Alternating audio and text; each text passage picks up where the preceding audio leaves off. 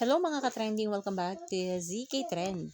Nagmisto lang concert ni Donnie at Belle ang Araneta Coliseum. Makikita kasi dito na punong-puno nga ng banners at larawan ni Donnie at Belle ang naturang Coliseum. At maging ang commentator nga ay napasabi rin kung bakit maraming banners itong ating Belle.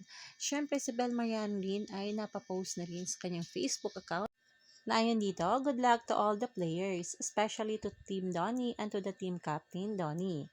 Marami nga mga bubblies ang talaga namang na-surprise sa post na ito ni Belle dahil ayon nga sa ilang mga bubblies ay talaga namang kahit hindi pa na laro, si Donnie ay panalong-panalo na kay Belinda. Ayon dito sa ilang yung komento, wala na haha, wala pang laro, may nanalo na. Uwi na siguro kayo bubblies at solids, tinapos na kasi ni Belinda. Donnie takes over. Anong nakain ni Belle ngayon? Ba't may paganyan? Congratulations na agad sa iyo, Donnie. Wala pa man, MVP na agad. Ayon pa dito, may pa-good luck si Ma'am Belinda. Ay, ganon Belinda, ganon. Hala si Madam o gumaganon.